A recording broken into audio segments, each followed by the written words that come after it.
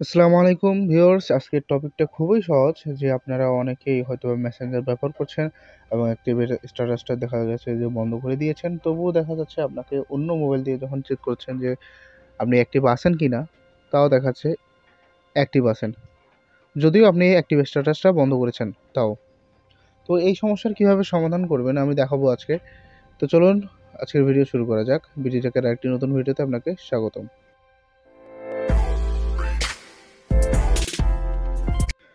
তো আমরা মূলত যে কাজটা করি প্রথমে মেসেঞ্জারে যাই।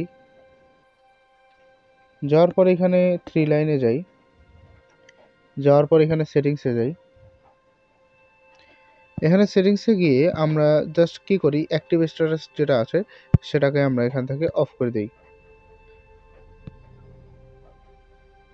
এখন এটাতে গুলো মেসেঞ্জারের সেটিংস, বাট ফেসবুকে কি আমরা অফ করি? না, ফেসবুকে অফ করি না।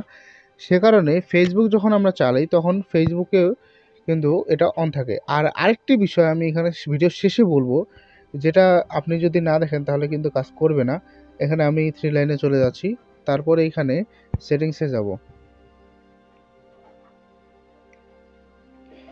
এরপর এখানে সার্চে গিয়ে আমি অ্যাক্টিভ স্ট্যাটাস সার্চ করব।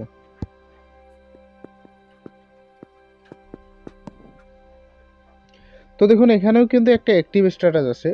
অর্থাৎ আপনি যদি শুধু মেসেঞ্জারেই অ্যাক্টিভ স্ট্যাটাস যেটা আছে সেটা অফ করেন তাহলে কিন্তু হবে না। ফেসবুকে আপনাকে অ্যাক্টিভ স্ট্যাটাসটা বন্ধ করতে হবে। আরেকটা বিশেষ কাজ আছে, সেটাও আমি দেখিয়ে দিচ্ছি কিছুক্ষণ পরে। তো এখান থেকে আমরা অ্যাক্টিভ স্ট্যাটাসটা অফ করে দেব। তো আপনারা যদি এখন ফেসবুক চালান তাও কিন্তু কেউ টের পাবে না যে আপনি ফেসবুক চালাচ্ছেন, কারণ এখানে ফেসবুকেও অ্যাক্টিভ স্ট্যাটাসটা বন্ধ করে দিলাম।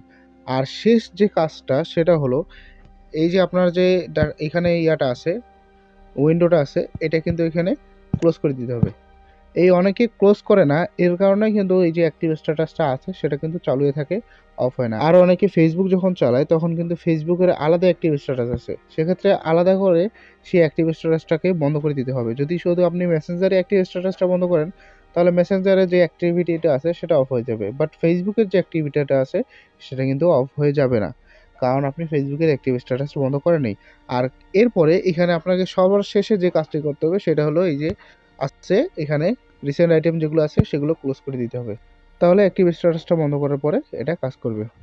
আশা করি ভিডিওটি আপনার ভালো লেগেছে। ভালো লাগলে অবশ্যই লাইক করবেন, কমেন্ট করে জানান ভিডিওটি সম্পর্কে আপনার মতামত। আর এরকমই নতুন নতুন টিপস এবং ট্রিক্স এবং মোবাইল সম্পর্কে বিভিন্ন প্রকার আপডেট পেতে এখনই চ্যানেলটিকে সাবস্ক্রাইব করুন এবং পাশে থাকা বেল আইকনে অল নোটিফিকেশন অন করুন, যাতে পরবর্তীতে আমার এই চ্যানেলের সম্পর্কে বিভিন্ন আপডেট আপনি পেতে পারেন।